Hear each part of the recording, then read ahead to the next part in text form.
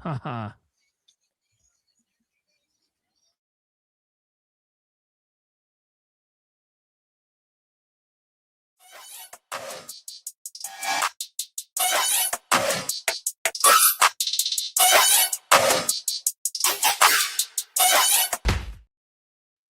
Ladies and gentlemen, my name is Ralph Williams. I am the host of the Saturday Sports Show. And yeah, what do you want to talk about? And let us talk to you. Because today we got a lot to talk about this morning here on the Saturday Sports Show, live and dangerously local here in Studio 10 in Berlin, Maryland. And we're on YouTube, Facebook, Twitch, Twitter, X, and also on the Kick Network. We're also simulcasted on Pensman Sports and the Outlaw Network as well. And I also want to thank all of you out there for tuning in today. We have a lot to talk about today, including Tiger Woods involved in another car crash. We're also going to talk about the NCAA tournament. The UFL started their season last night, and what a dogfight this turned into between Birmingham and Louisville or Louisville or whatever. And I have a good joke to tell you about Louisville coming up later on. And also we're going to talk about defensive tackles in the NFL draft. What's available? Who do you think is going to be great? We'll go into NFL Buzz, top 12 defensive tackles. We've got some good ones out there, some big guys in the 330-pound range. But we'll get into that. Also, defensive ends and also some edge rushers are included in that list as well. So we got a lot to talk about this morning here on the Saturday Sports. Also, the start of the baseball season didn't look good for the Pirates. Paul Skeens, the Yankees played the Giants. I'm sure Pensman will tell us about that, and a whole lot more all coming up this morning here. Lots to talk about for your sports enjoyment here on the Saturday Sports Show. All right, good morning, Pensman. Welcome to the program. How are you? Tell everybody how they can get a hold of you and what's going on. I'm good. Duke's in the Elite Eight, both men and women. Yankees are 2-0. Life's good. Right now, I got egg on my face. So, I took St. John's. You can find me on YouTube on that Pensman Sports and all social media on Pensman Sports. So, yeah, Pensman. I got egg on my face again. So there you go. I bet against Duke, and every time I bet against Duke, it was a fight. It was a fight, though. Yeah, that's for sure. Yeah, I agree with you on that one. It was a definite. St. John's with Rick Pitino, man. I thought they were actually going to take it, but that's the nature of the game. So, all right, Brian Pettit from the Outlaw Sports Network, new Outlaw Sports Network. Brian, how are you? Good morning and welcome to the show. I'm doing very well. It's actually game day for Clemson University today. They're going to actually do their first spring game this year, and they'll probably shut it all down, but we'll see what happens. We'll talk about that a little bit later. But I'm doing pretty good. It's actually kind of cool down here. It's about 50-something degrees. The wind's blowing pretty hard, but, other than that, everything's going pretty good. You can find me on most media sites under Outlaw Sports. On X, it is still TS Media 25. And also, when you check out the YouTube, all you got to do is search in it would be Change Ralph. It would be actually OSN dash TS Media. That'll be the new thing. But I'm not changing anything else, like the name and nothing, but right. Just how you can search it. Oh, okay. Yeah. All right. Well, that's great. Good news for you, and congrats on your new network there. Thank you. And also, all right, this afternoon, please do not forget, mark this down here on your calendar or in your phone. This afternoon, 2 to 3 p.m., 12:50 a.m., The Answer, 92.5 on the FM dial, and TheAnswerPGH.com. The Sports Corner radio show with me, Ralph Williams, Smoking Jim Frazier, Luther Dupree. Claudio could not join us because he had a scheduling obligation. So it'll be the three of us. We're going to dissect defensive tackles in the NFL draft, and we're also going to be talking about some other stuff as well. Also today on the show, we normally don't talk NBA, but we are today. They're talking about expanding, and they're going into Seattle. And let's talk about that right now, guys. They're going into Seattle and Las Vegas. Now, Vegas is becoming a sports mega hub because of the gambling. We all know that. They have a hockey team now. They have the Ratas. The A's are about to get their new stadium ready for next year. And it looks like now they may be on the block for an NBA team. They have a UFL soccer team, and I know that because the Riverhounds have played them. So start with you, Pensman. Go ahead. Your thoughts on the NBA expanding into Las Vegas. Oh, there's Leo. No surprise that. Excuse me, Pensman. There's Leo Haggerty from Amped Up Sports. Leo, welcome. How are you? Hey, I've been better, guys, but you know what? This is the most important hour of the day for me because I get to talk with three of the most hardworking journalists in sports. Thank you. I appreciate that. Thank you. Oh, you're welcome tomorrow, Leo. If you're interested, tomorrow night we debut our new show, the UFL Weekly. So if you're interested in coming on tomorrow, talk UFL football, 8:00 tomorrow night. So I'll check my busy schedule. I know you do have one, that's for sure. So. Yeah. All right, Leo, you're with the Amped Up Sports. Tell everybody what's going on. I know you've been busy with the basketball tournament and all that stuff like that, and then we'll get started with the show. We're just ready to get started. Talk about the NBA expansion. Go ahead. I'll tell you what, it's just been a crazy 2 weeks down here in Tampa. The Valspar was here, and Matt Fitzgerald won that with a birdie on the 18th. The first and second rounds were in Tampa, and the Florida-Iowa game, and Iowa's proven they're not just a one-trick pony. they're still in the dance. And the Lightning, they're in the midst of a 7-game home stretch. So I need to clone myself, guys, honestly. Oh, you got that right. All right. Let's get started. Pensman, we'll start with you. NBA expansion, Las Vegas and Seattle. Go ahead. No surprise about Las Vegas going NBA. They're trying to get bigger. They're trying to get the crowds out. So there's no surprise there. So let's see what happens with them. Hopefully they do good. As far I'm a Sixers fan, but NBA is kind of like, okay, I'm more into college. But hopefully a lot of people go out to Las Vegas and watch the games. Yeah, I talk about the NBA only when it involves stuff like this or marketing. Like I know last year we talked about how marketing was a problem for them and some other publicity things that go on in the NBA. Other than that, we don't really cover it here that much. Go ahead, Brian, your thoughts. Las Vegas and the Seattle area is expanding for the NBA. Well, I think it'd be a good idea, for these two teams to come back. I mean, they could name the Seattle Supersonics, but I think they would need to change the name because I don't mean for Seattle it'd be a great name for them, but they need to come up with a new name for them.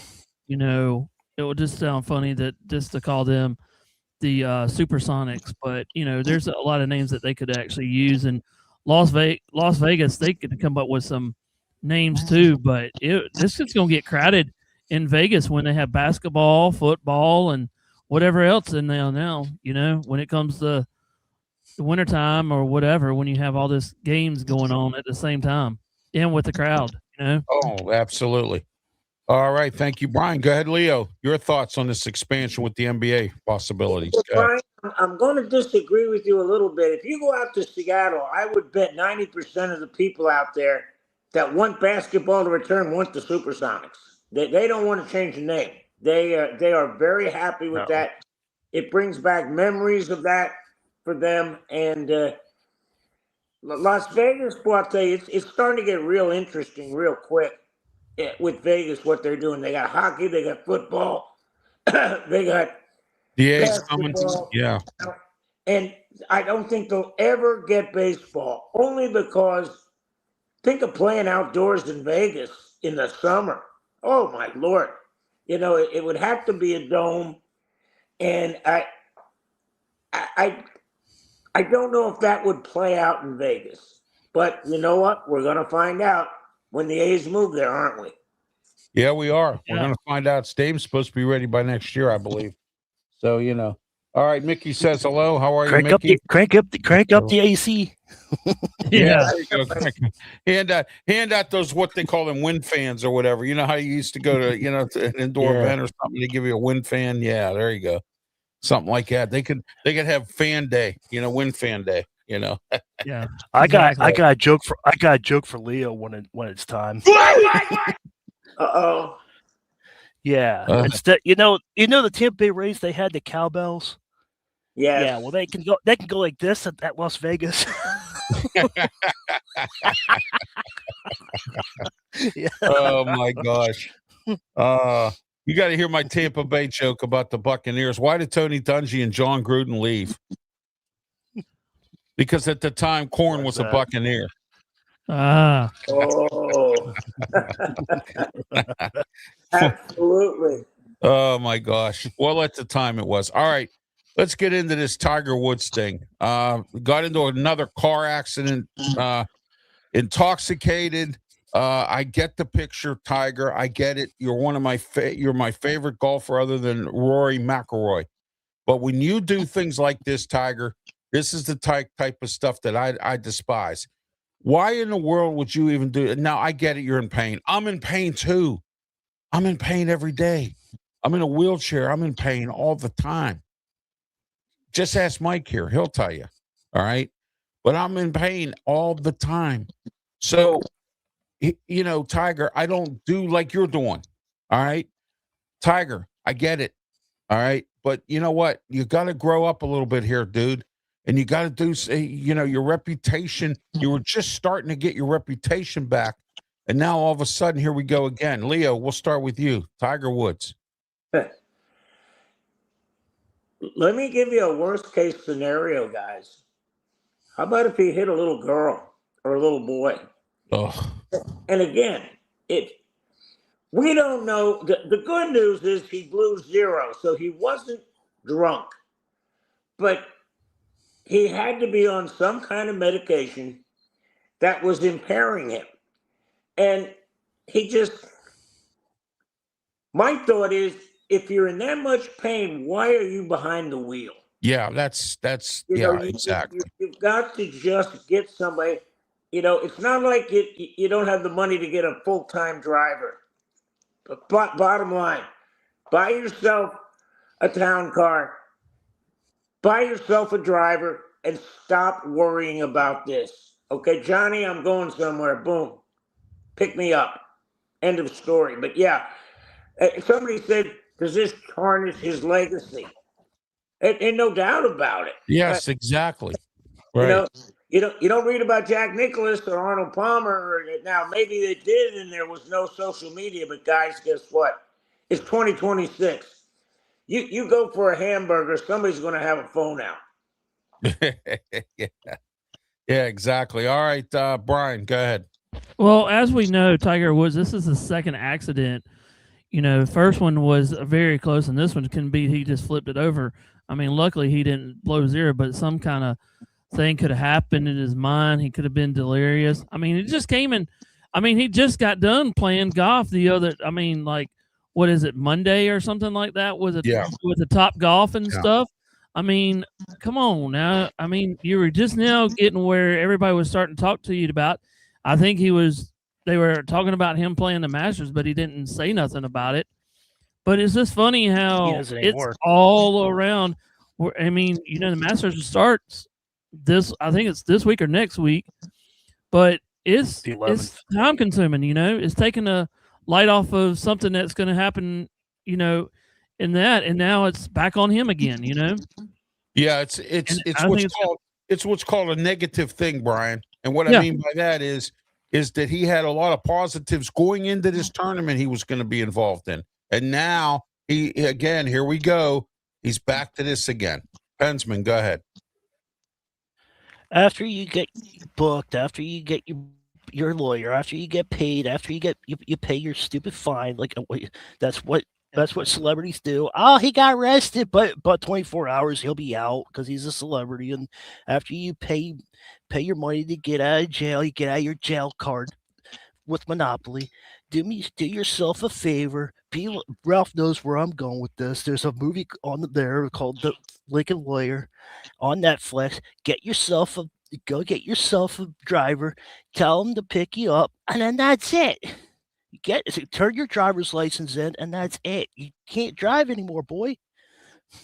Yeah, that's it. That's exactly it. And I even said that myself, Pensman. I think he needs to go out. Leo indicated, go out and get a driver. Go find somebody. I'm sure somebody out there would not mind working for Tiger Woods. If I lived in Florida, I'd probably work for him. You know what I mean? Because I used to be a cab driver, so I have no issues With all driving somebody around. with all the celebrities you drove around, Yeah, I did drive Yeah, some you great did. celebrities around. with Oh all the yeah. celebrities you drove around the airport. Oh yeah. Well, the best one of them all, I think, probably. I'd say probably Mike Webster, the late Mike Webster, and it was sad where I had to take him. It was sad, but it was done. And then Herb Brooks, the former Olympic coach, who coached for the Penguins. I took him to the airport too. Very nice guy. So, and Gary Sheffield's a cheapskate. I mean, I think I told you guys that story. I picked him up at a Ruth Chris Steakhouse in Pittsburgh, took him to a hotel. It was $4 on the meter, $4.60. Gave me $5, said keep the change. Yeah, thanks a lot, Gary. You know what I mean? Greg Maddox, he was a jerk. I had Alan Faneca. I had some Steelers. I had Marc-Andre Fleury. I've had a lot of celebrities in my cab, sports celebrities. So I was on The Guardian, that show, The Guardian. I was in that. I had a little small role in that. So, in that TV program, that lawyer show called The Guardian, I was in that. So I had a lucrative career driving a cab. If I could do it today, I probably would. I love it. It was a great job. I love driving a cab, but just can't do it anymore. So, but I'm doing this, and this is a lot of fun. All right, UFL. Last night, Birmingham took on the Louisville Kings. What a game this was. This was a dogfight, 15-13 final. Birmingham, not as powerful as they used to be with Skip Holtz, but they're still, a good football team. Louisville's new team coming in. We'll get your starts on it first. Brian, go ahead. Last night's UFL game. Go ahead. At the end of the game, I thought they would go for 4 points. That's the new rule. They can actually kick a field goal and go for 4 points. That would have been kind of interesting if they would have done that. But, I just watched some of the highlights, didn't watch the whole game, but some of the plays, you get missed field goals, came in there. I heard the wind was really bad. But a lot of good offense from Birmingham last night, what I seen. Ross had a good game, a couple of the running backs. The only thing that happened last night in that game was a fumble from the running back from the other team. Yeah. Going into the end zone. You can't do that, No. So, yeah. Yeah. You beat yourself when you do that. Yeah, we beat yourself when you go to the left side of the line and you just fumble right there and. Oh, yeah, absolutely. All right, let's see what we got here. All right, we got the. Oh, okay. Well, there we are. Okay. All right, I got that there, Pensman. Thank you for taking care of that. All right. Pensman, go ahead. Yeah, your thoughts on last night's game. Matt Carroll. Yes, Matt Carroll. Corral, showed up, played well, but there was a lot. Yeah, that's it. But he played really well. I thought he did good. So he showed off, but the Louisville's defense, the Birmingham, whatever, they played really good defense. They showed up. Yeah, Birmingham's always. I thought they were going to go for 4-2, like Brian said. Yeah, but I was surprised. So yeah, their coach it was a good start to the season, though. Yeah, Chris Redmond's our coach. Yeah, former quarterback. It was a good start to the season, though. I liked it. Yeah. Oh yeah. All right, Leo, go ahead. The problem that the UFL is going to have is the same problem the NFL has. The first 3 or 4 games, it's almost like training camp because they haven't played a lot together. Well, we've got the same problem here. But the problem that the UFL has is they got to come out of the gate smoking. Where the NFL, they got 18 weeks. So when you look at what's going on, they got to come out and they got to give people a product that they're going to look at, that they're going to watch. The one good thing is I don't care when you're playing. People will watch football, but it's got to be good football. That's the key. Yeah, it has to be entertaining, like you said, and it has to be, you know what I mean, something that works out, so, but anyway, yeah, AJ McCarron, is the head coach at Birmingham. Chris Redmond coaches Louisville, I believe. Yeah. So, yeah, A.J. McCarron, former backup quarterback, played for the St. Louis Battlehawks for a little while. And so, but yeah, Louisville's got Chris Redmond. So, we'll see where all these guys go this year. You got we talked about this last week. Rick Neuheisel is the head coach at Dallas. So, there's a name, Kevin Sumlin, still at Houston. Anthony Beckett went to Orlando. Ricky Pearl with St. Louis. St. Louis is on their way, I believe, to probably having an expansion team in the NFL if it ever comes to that. The Battlehawks sell out all their games, and their attendance is sky high. So we'll see what happens there as we go. All right, guys, let's get into today's games in the UFL. And tomorrow we debut our new show, which I'm going to put up here right now. It's every Sunday night, 8 o'clock for the UFL season. UFL Weekly with me, Ralph Willams, Pensman Sports, and Brian Pettit. And also any guests of our choosing. I've already invited Leo. And so we'll see what happens tomorrow night. UFL Weekly, we go over all the games of the weekend and get you ready for all the stuff, the coverage of the UFL. The only broadcasting network here that's covering UFL like this online. I think it's us. So we're taking care of that as well. All right, let's get into today's schedule. All right, let's get into that. DC Defenders versus the Battlehawks, and that starts at noon. At 4 o'clock, you have Dallas and Houston, the Battle of Texas. That's going to be a very interesting football game. The Battle of Texas. Who's better in Texas? Like George Jones used to say, all my exes live in Texas. So there you go. All right, and then 8 o'clock tonight on ESPN in Orlando, the Columbus Aviators. And we all know who's the offensive coordinator for Columbus. It's Todd Haley, former Steeler offensive coordinator, coach of the Kansas City Chiefs, offensive coordinator down in with the Arizona Cardinals and several other places he's been. So he's their offensive coordinator of name. All right, guys, let's move on. NCAA basketball. Pensman, you're a happy camper. Your Duke team won again. Beat St. John's. I wanted St. John's. It's the second time I bet against Duke, and I regretted it. So but go ahead, Pensman. Your thoughts on NCAA tournament. Go ahead.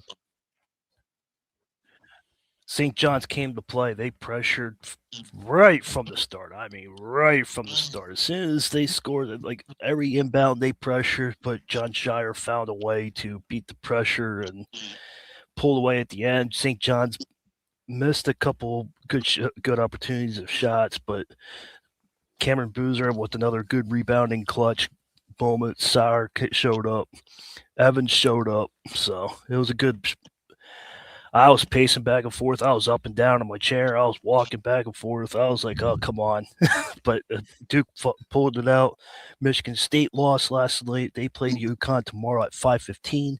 So we'll see what happens to that. Hopefully it's a second straight Final Four appearance, but it's not over until 40 minutes of tomorrow, please. So I'm looking forward to it. Yeah, your Michigan. It looks like your Michigan won 90-77. They beat Alabama. So. Yeah, that was a dogfight in the first half, and then Alabama fell apart. Oh yeah, Leo, go ahead. Your thoughts on the NCAA tournament? I'll tell you what. We'll go over today's games. Go ahead. I'm going to ask Pensman. I mean, who put together Duke's bracket? My Lord, that's I know. What do they call it in soccer? The bracket from hell or the bracket of death, whatever. I mean. Yeah, I told Ralph. I gotta go to Connecticut, and I'll tell you what. I look up and it's 24-6 against Michigan State. Now, granted, the Sparty got back in it, but I'm telling you, Duke may want to see another team, but they sure as heck don't want to see Connecticut next. And let's just call it what it is. Arizona is brutally tough. They don't shoot threes. They just punch it inside on you. And believe me, this is going to be a heck of a Final Four. And do not fall asleep on Iowa. I mean, no, you're right. They slow the game down. They make you play defense. And boy, they are the most physical team on the floor. Period. End of story. Yeah, happy birthday to Cassia there. Happy birthday. That's about as far as I'm going to sing. All right. Okay, Brian, go ahead. I told him, I NCAA. said maybe I said Brian might. I don't know. No, no, not me singing. Not this early in the morning. No, but about to be in, about the NCAA tournament. This has been a wild, crazy brackets between everything. I'll go ahead and admit I took egg on my face, like Ralph said. I took Michigan State, because I thought they'd have a better team, but Arizona has been. I mean, the last couple of games they've scored over 100 points, and they have a good offense, defense, whatever you want to call it, and they can shoot anywhere and they want to. They just have like five. They have like 6 guys that actually can shoot the basketball. Yeah, they haven't been good since Sean Miller. Yeah. So I mean, and Duke, on the other hand, coming around again. Duke and UConn would be a heck of a matchup. So it's going to be an interesting one. It's going to be a dogfight. And the only concerns that I have about Duke is that game last night. Is that going to be one of their highlights of the thing? And can they pull it back out again? Because they were actually losing at the very beginning of it because, St. John's was all over them, and we've seen in the past, Duke struggles with big games like this, Oh, yeah. So could it be a turning point in the NCAA tournament? They were down 10. Benjamin, I got a question for you. Has Duke's point guard come back yet, or is he still on the IR? Foster's back, if that's who you're talking about. Yeah. Foster's back. Yeah, he's back. He came back last night. Yeah. Looked a little rusty, but it's his first game back.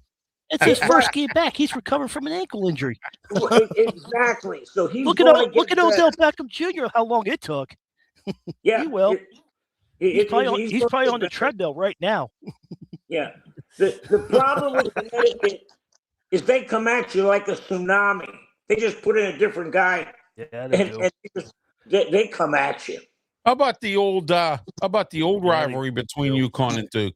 Mike Krzyzewski and Duke's or UConn's old coach. I forget his name off the top of my head, but who remembers those days? Jimmy Calhoun. That's right. Who remembers those games? There you go. I do. I remember those games. So South Florida was in the Big East. Yeah. With Connecticut, and Connecticut came in, and they were the biggest team I've ever seen. They had 7 guys, 6'10" to 7'1". I mean, they get up during a timeout, and they block the light. They were that big. Yeah, John Thompson and Georgetown. Oh, those were the days, man. The Big East. Oh yeah. Those definitely were the days. Hey, Ralph, I just want to add one more thing. Go ahead. Duke and LSU women played. Duke and the LSU women played last night. Duke won it at the buzzer, and then I think this is the first time that Duke's men and women played. And North Carolina women got eliminated last night, so that's more icing on the cake. There you go. Hey, but you got to watch it. But Pensman in that woman in that the NCAA tournament for the women, you got to watch out for South Carolina and UConn too. UConn's you better watch out for Don Staley. Yeah, I know. I'm just happy that UConn or Duke they made the lead 8 school champions. UConn or Duke could be the school champions. Well, either one of the two. Yeah. And that would be interesting in both cities where these colleges are. Like Duke is in Durham. Durham would go bananas if both of those teams won. Man, they'd have a parade and everything for Duke. I mean, it would be crazy. Wouldn't it be interesting if the football team did something this year? Yeah, I don't know about you, but when I filled out my women's bracket, I just put UCLA, Texas, South Carolina, and Connecticut. And I left the rest of it blank because that's how it's going to end up. Who cares about what's behind it? Yeah. That's what's going to end up. Now, I'll tell you what. I think Texas can win it all. They got in last year and got embarrassed here in Tampa. But let me tell you, at UCLA, same thing. UCLA is enormous for a girls basketball team. My God, they're big. So it's not going to be a Connecticut cakewalk like everybody thinks. If those four get in, it will be a war just to get to the final two. Oh yeah, yeah, absolutely. All right, let's get into today's games. Iowa, as Leo mentioned, versus Illinois, and I said Illinois was going to move on. They were one of my teams that I said was going to continue. Purdue and Arizona. We already talked about Arizona, how tough they are versus Purdue, and tomorrow, Tennessee versus Pennsman's Michigan. Tomorrow, that'll be interesting, and then also Duke versus UConn. What a bunch of great Elite Eight games we got going on here, guys. Pensman, we'll start with you for today and tomorrow's schedule, and then we'll move on. Go ahead. I was going to win Illinois, and Arizona's going to crush Purdue. So, all right, there we go. Brian, go ahead. I think, like we just said, I think Arizona is gonna, let's see if they'll score another 100 points, but you can't stop that team.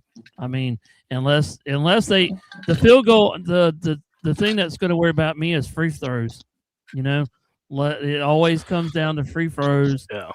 Of what teams are going to do, because you can have a good night and be bad when you get fouled. Oh, free throws, man! Yeah. I remember Pitt used to lose a bunch of games and that's where the percentage come in. Jeez. Because you can outshoot a team. Oh yeah, and then all of a sudden you're not that good at free throws. So it's going to come down to that. It's going to come down to momentum. It's going to come out who's going to. You could have in this time of day now with the Elite Eight, you can go up by as many as 10, and then in the second half, it can all go away in a split second, because now teams are going to be hyped. The crowd's going to get into it, and it's more nerve-wracking. Let's see how they can handle the pressure, because it's going to tighten the screws a little bit more. And also, I want to bring up this point, too. I heard on the radio yesterday, I think it was Kerry Parry or something like that, that he said that you don't have, let's see, what did he say? You don't have, like, the NIL, we always talk about the NIL, that you don't have the blue bloods no more in this tournament like you used to, because everybody is so equal now to the NIL deal, and they don't have the blue bloods no more. And that's what he said yesterday on one of the radio stations that I was listening to. Yeah, absolutely. Leo, go ahead. Your thoughts, this Elite Eight here. Guys, I've been waiting for months to say this. Not so fast, my friends. When you look at these games, don't go to sleep on Illinois, and here's why. Wow. Guess how many free throws Houston shot the other night? 2. Illinois doesn't foul you. For some reason, they play defense that the referees allow. If you can only go to the free throw line less than 10 times, what an advantage that is. And Illinois will play you hard. They'll play you tough. And that's going to be a very interesting game. And Purdue, they're not chopped liver. If the big kid doesn't foul out like he did the other night against Texas, if he can stay in the game, now they got a rim protector, because Arizona likes to play inside the arc, not outside the arc. So that's going to be, again, guys, 4 great games coming up. I see it all going down to the last minute, maybe the last possession, and possibly overtime. And I gotta give credit where it's due to some of these favorite teams. There were no underdogs that made it this year. Miami of Ohio didn't do anything. I mean, or move on. We didn't have too many really big upsets. I mean, we had a few, but there wasn't that many this year. I mean, I've seen tournaments where some of these small teams, like when Gonzaga wasn't even really in existence, and came in and beat some teams and whatnot. And Wichita State, I remember when they were winning it, left and right for Hofstra and some of these other ones. But now, it seems like it's some of the favorite teams, some of the guys who are some of the teams that are doing this. All right. And remember, Ralph, we're not too far away from when FIU, who Dusty May now went to Michigan, and San Diego State got to the Final Four, played each other in probably the greatest Final Four game ever. Yeah, that was, you're right. Yes. Yeah, so you don't fall asleep on these guys because they got players. Oh, yeah.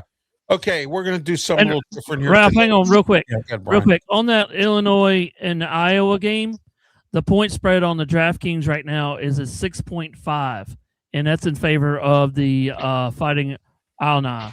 So, Yeah, Illinois has a good Illinois is a favorite on that one, but Duke and everybody else is like a 5-point favorite. So there you go. So that might intense a little bit, but some of these games, like you said, are going to be close. I know Duke's. I know Duke's 5.5. Yeah. And you don't think Bobby Hurley has that plastered in his locker room? Hey guys, we're a 5.5-point dog. Oh, you know it, man. You know it. Oh, you got that right. Bobby Hurley. Anyway, let's get started here. We're going to do something a little different today. We were supposed to have Ray Cruz on, who covers the Jacksonville Jaguars today, but he had an issue with something and couldn't be on, but we'll be back. We'll be on next Saturday, and I'm trying to get all these guys on for all 32 teams to talk about the NFL and what's going on with the draft. Now, Leo's here, and Leo covers the Tampa Bay Buccaneers, so let's ask Leo, what is Tampa Bay up to for the draft and free agency this year? Go ahead, Leo. Well, they lost two big pieces. Mike Evans is going to the 49ers, and Levante David retired this week. So those are big pieces they got to put back. But it's not like the end of the world. That receiver room is loaded with talent. Yes. You got Ibuka, you got McMillan, you got all sorts of talent there.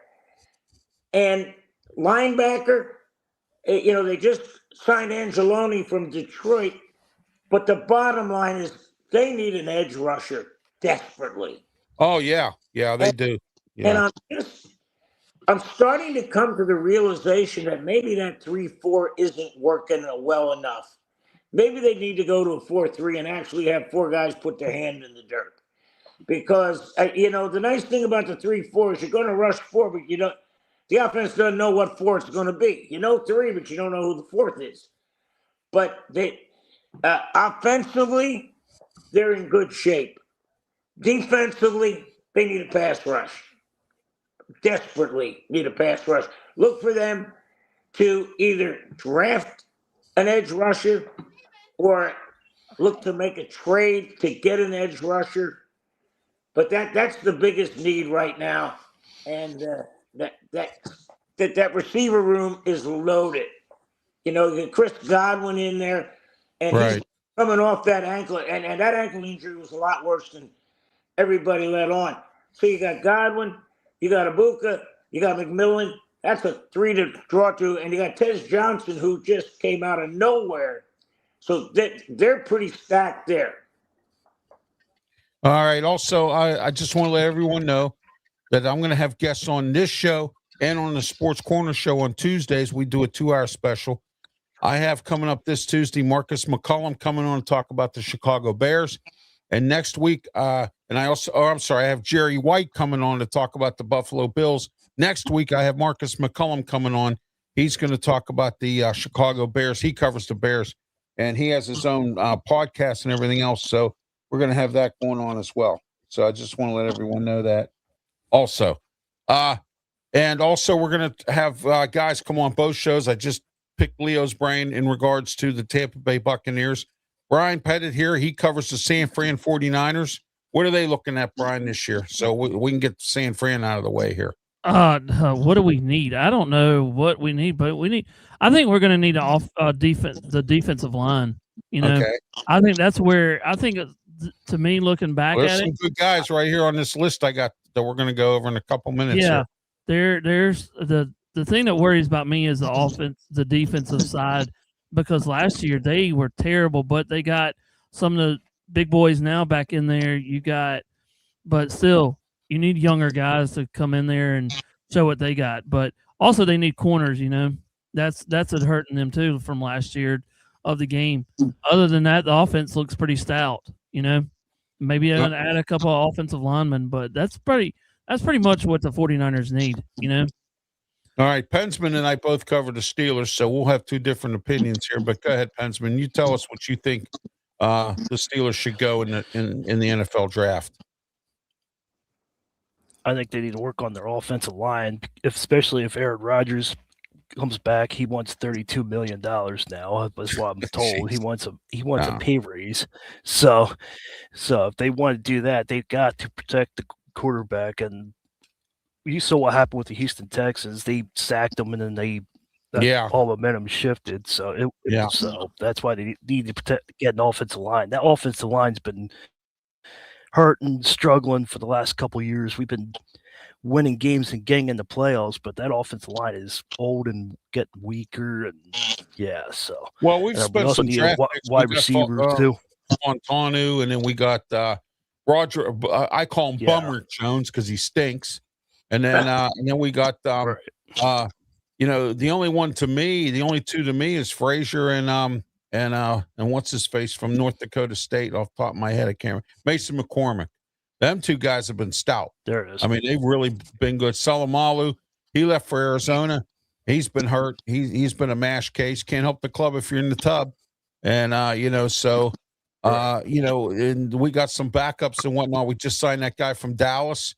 So we need to go into the draft, look at some offensive linemen. Load up on the wide receivers. You have 12 picks, so load them up.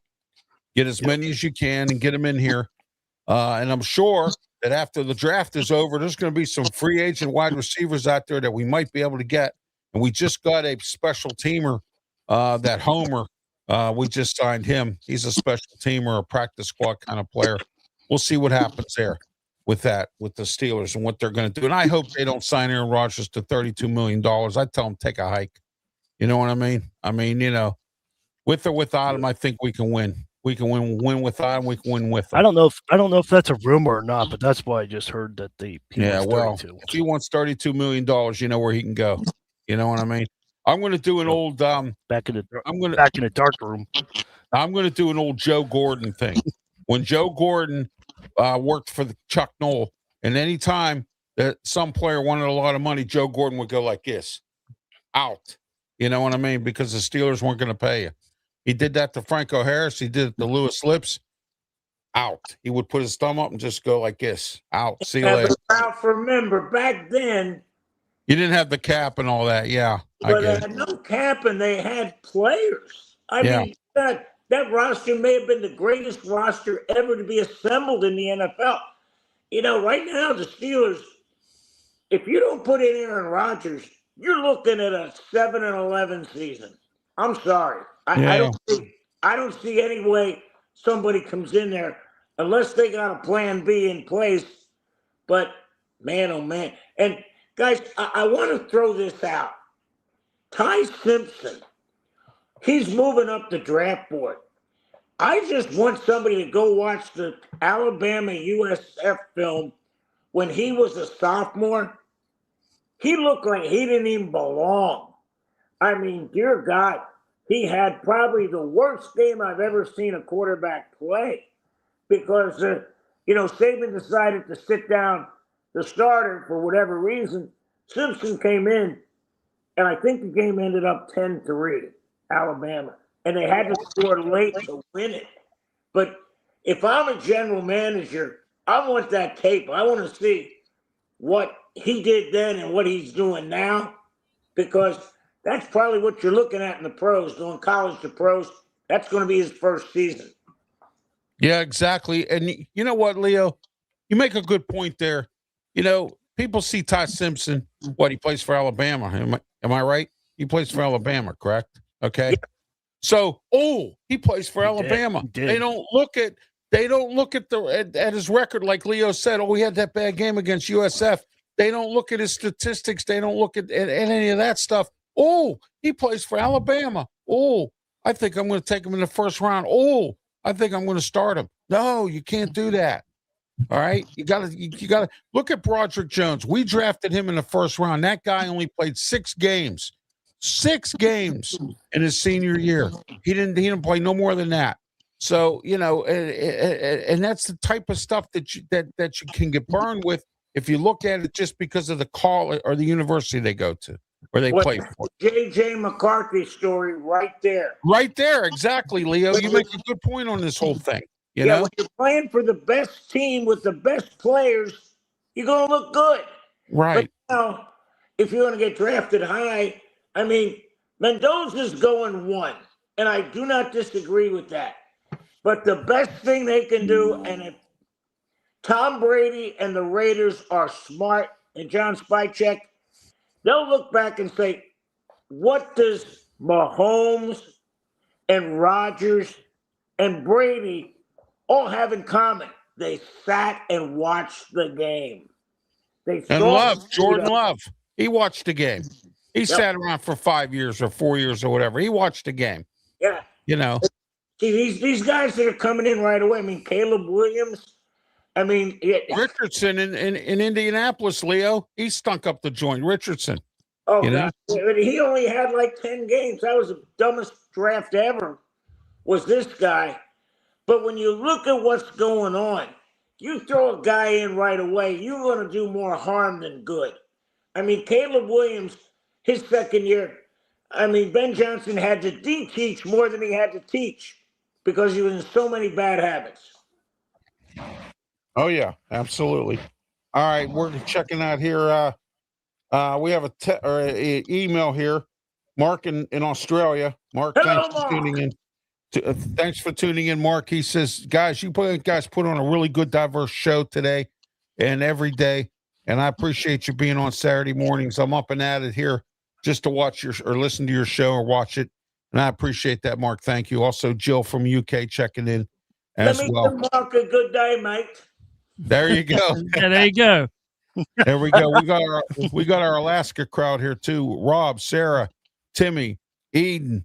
We also got Paul from McGrath, and we also got Tim, another Tim here. He's from Anchorage. So there you go. We got the Alaska crew tuning in. And let me give you guys the trivia question of the day. What is Australia's biggest export right now? Collegiate punters. Oh, yeah. That's right. Australian rules football. That's right, Leo. I forgot about Australian rules football. Yeah. All right. Okay, guys, let's take a look at defensive linemen for this year's NFL draft. San Fran needs defensive linemen. So does the Buccaneers. And I want to thank you guys because guess what you guys have just done?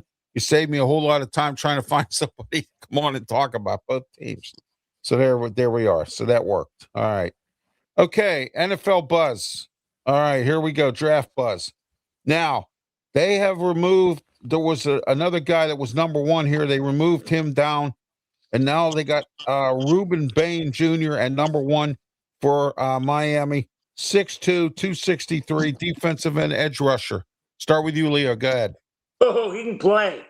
And again, when Indiana and Miami met in the final, everybody said, well, Indiana plays bully ball. I said, guess what?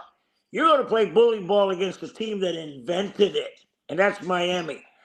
And Bain, he is a phenomenal physical specimen. He is big, he is fast, he is strong, and he is mean. He will come get you. That's a perfect fit for a team that needs an edge rusher. In fact, he's probably big enough he could play down inside every now and then. But I'll tell you what, you put him out, put his hand in the dirt, he's coming with a purpose. Okay, I went over this list on the Sports Corner radio show. We'll be talking about it today. But Clemson has 2 guys in here, Brian, and I want you to tell everyone about them. TJ Parker, and also we got Peter Woods. I hear Woods is very good. Smoking Jim Frazier, my co-host, 40-year vet at scouting. He said Peter Woods is really good. Not much said about TJ Parker, but go ahead, Brian. You cover this. The only thing that I would worry about with both of those guys is like what I've seen from Parker and all that is they're kind of like they're slow getting off the lines though. but they're very fast. They only have like one style, I think. But I mean, these two guys can actually be really good if you put them in the right spot. As we've seen most of the times with Clemson. If you go look at the tape, you've seen a lot of little problems. Also, they've been prone to injuries. When they're being this year. So we'll see what they got. Brian, you bring up a great point. The biggest problem right now with the NFL, and you're talking about defensive linemen and rushers, is they're one-trick ponies. Yeah. Not because they want to be, but because they can be. Those guys on the edge, they're speed rushers. They're just going to try to beat the tackle. And, the NFL is lamenting, there's my SAT word of the day, guys.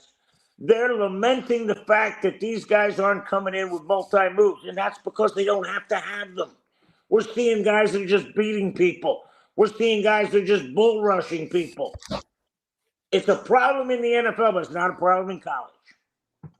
No, not at all. Not at all. All right, Pensman, your thoughts on a few of these linemen here. First of all, I want to go over this one from Ohio State. You should know a little bit about him playing Michigan. This Kalen McDonald, 326, 6'2", perfect defensive tackle for the Steelers. I don't know if he could play in the 3-4 kind of a setup, but what do you think? He'll be perfect for the Steelers, and plus Jack Sawyer is with the Steelers, so he can be his big brother and mentor. What the Steelers are. They'll be perfect. I was going to say about Bain that Bain would be perfect for the 49ers. That's why I'm pointing at Brian because I know. If they need defensive help so bad, Leo said Tampa Bay needs it too. So if they need help, and of course the Steelers need. They went out last year, got Derek Harmon, Y.A. Black. Them guys have done a really good job this year. But let me say this: you always can use defensive linemen. The lines of scrimmage are your most important part of football, and Leo knows that. He was a coach. All right, so guys, I'm gonna tell you, when I first got into scouting back in the 1980s, I had the pleasure of sitting down with Carmen Perone. He was the head scout with the New Orleans Saints. He coached at Cornell, and he came on with us with our lads. And I said, Carmen, I'm scouting. What do I need to take into consideration? He said, you work from the ball out. Offensive lineman, quarterback, moving back. Defensive lineman, linebacker. The closer to the ball, the more important they are. You don't win games if you don't win in the trenches, guys. We know that. Oh, yeah, and if you don't know that, then you're not watching football right. So... All right, guys, let's go. Or they're watching the Cleveland Browns. Yeah, there you go. All right, we're going to go into a few other names here, and then we're going to wrap it up here because the time is of the essence here. All right, Kedrick Falk from I believe he's from Auburn. Auburn always has some pretty good players. He's 6'6", 276, a little small for defensive tackle. But let's see who else we got here. We already talked about Peter Woods, McDonald, Parker. All right, here we go. How about Cassius Howell? This guy's from Texas A&M. Anybody that plays for Mike Elko, I don't have a problem with on defense. Leo, your thoughts on this guy? You play for Mike Elko, you better be tough and you better be agile, mobile, and hostile. That pretty much explains this guy. Yes, absolutely. Exactly. All right, guys, let's move on here. We're going to get into, let's see here, Mason Thomas, Oklahoma. Oklahoma don't come out. They come out with some pretty good guys on defense. This guy's an edge rusher, defensive end.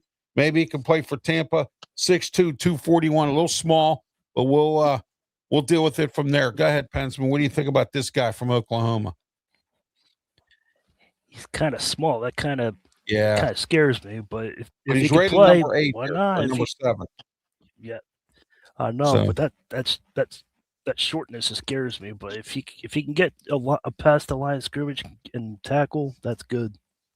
Brian, that's the only thing that scares me. Well, okay, I was going to read some of his. I was going to read some of his things. Go ahead. And listen to this one. This is kind of interesting, and And Leo, this will surprise you.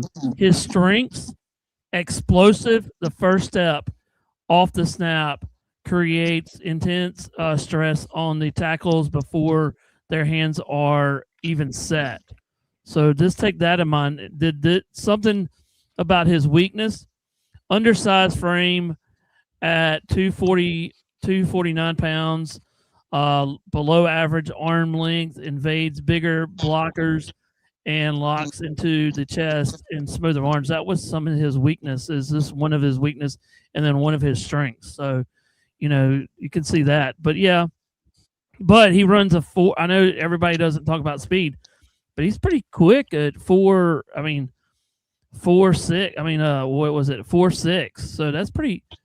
But he's kind of small, but they'll like when you get into NFL after college and everything, they'll build you up. So he'll get a little bit more poundage on him and muscle mass, So here's the guy I like. Leo, go ahead. What are your thoughts on this? And I'll tell you the guy I like. I think the Steelers should take. Let me throw this out at you guys, and I know I'm a dinosaur with this.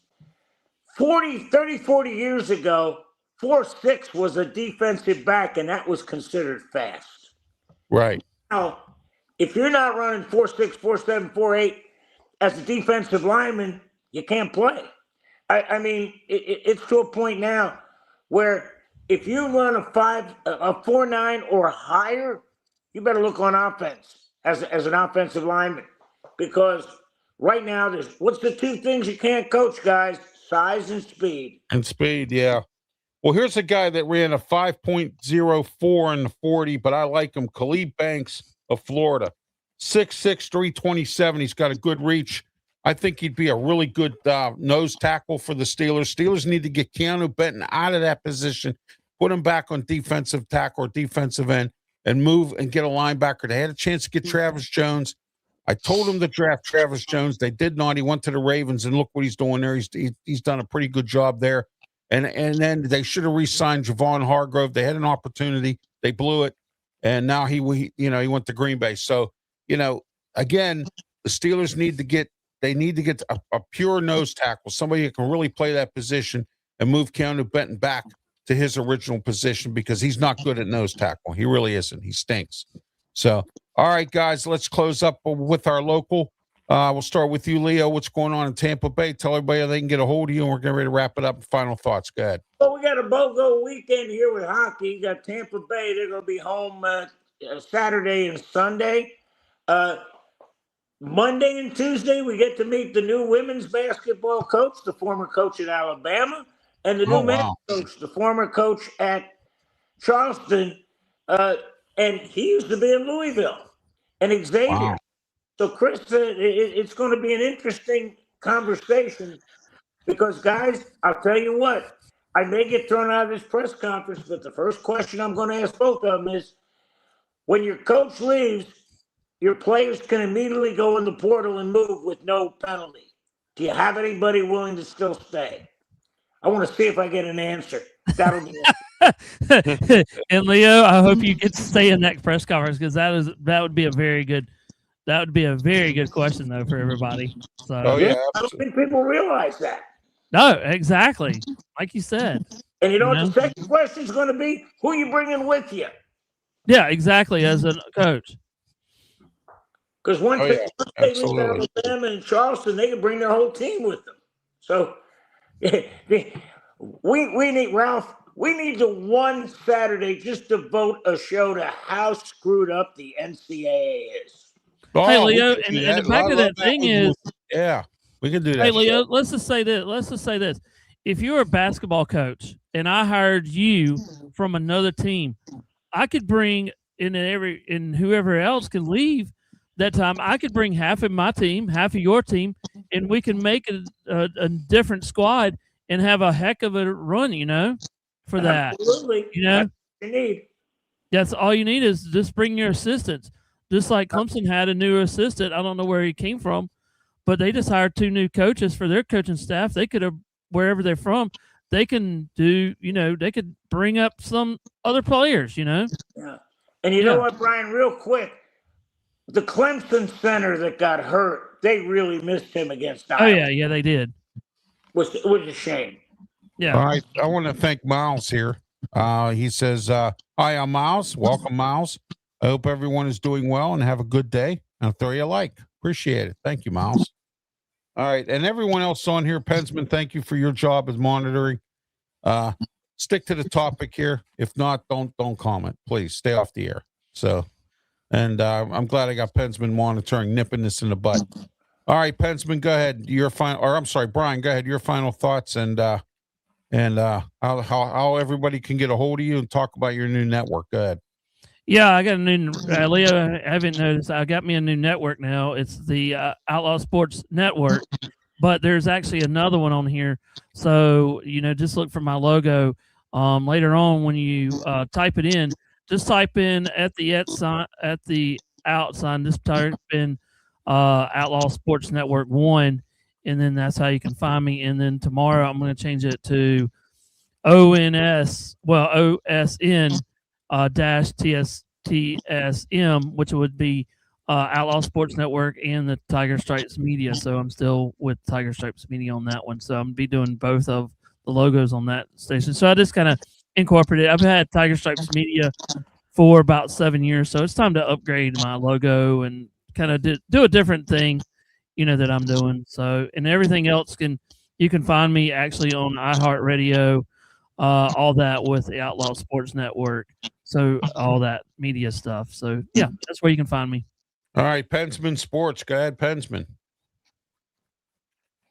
I'm going to do one local segment, and then I'm going to go and do my closing. But the Penguins got 88 points. They won a shootout. They won 2 shootouts in the last couple of weeks, which is surprising.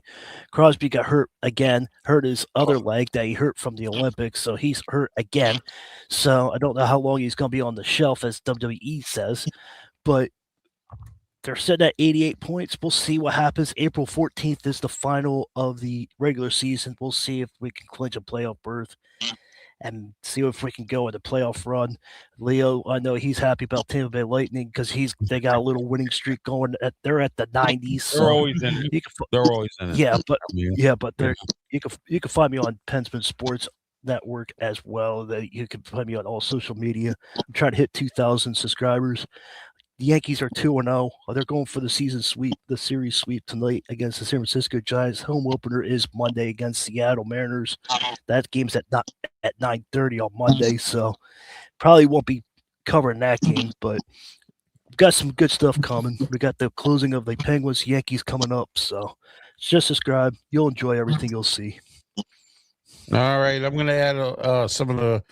You can get a hold of me on YouTube, Facebook, Twitch, Twitter, X, and also on the Kick Network. I'm also on my social media platforms, Blue Sky, LinkedIn, Tumblr. I'm also on Facebook, YouTube. Please like and subscribe. Appreciate it. If you like and subscribe to everybody, check out everybody's content. Leo is on Amped Up Sports' Facebook page, and I understand there's some things coming up this year with Amped Up Sports are going to get better and bigger. So, and I would love to be a part of that. And, this show will be uploaded onto Amped Up Sports' Facebook page, Fan First Sports Network, and Draft Nation. So I just want to let everyone know. And Brian will be uploading stuff on to some other platforms as well. So you can catch this show all across the board, everywhere on different platforms as well. All right, let me get into some announcements here. And RW Media Productions has expanded yet again. And the Ralph Willams Show is now on its 3rd media outlet.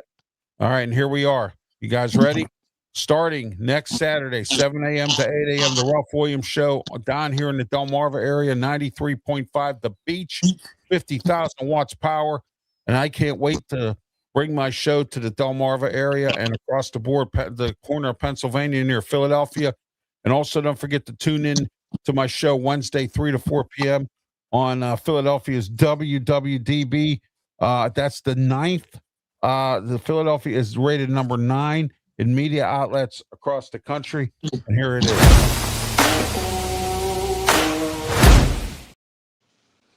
This morning and every single Saturday and Sunday, the Ralph Willams Show on 12:50 a.m. The Answer, 92.5 on the FM dial in Pittsburgh, and also on the AnswerPGH.com. We had a lot to talk about today, this morning. But tomorrow morning, 10 a.m. to 11 a.m., my co-host was with me. He's back, Tony Moreno. He had to take a couple weeks off. He was on a trip, and here it is.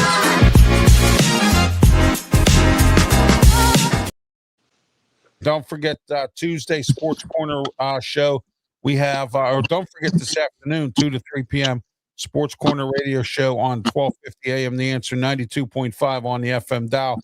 It'll be myself, Ralph Willams, along with Luther Dupree, Smoking, Jim Frazier. Claudio had other commitments, could not be part of the show today, but don't worry. We got a lot to talk about this afternoon, 2 to 3 p.m. on 1250 a.m. The Answer, 92.5 on the FM dial, theanswerpgh.com. Please call your friend, call your cousin, call somebody, get them here. And also don't forget tomorrow, 8 o'clock p.m., the debut of the UFL Weekly Show. We'll break down the UFL's opening weekend. It'll be me, Pensman Sports, possibly Brian Pettit's 50-50. And Leo, you're invited to join in if you'd like. Just let me know and I'll send you an invite. So, all right. But anyway, there we are. UFL Weekly. Join me, myself, Pensman, and also join Brian every Sunday, 8 o'clock p.m. on our social media platforms. All right. I'm Ralph Willams. This has been the Saturday Sports Show. Thank you for watching. And until next week, have yourself a great, safe week. And please, by all means, be safe. Thank you for watching. Have a good one. And please like and subscribe. Thank you. Have a good one, guys.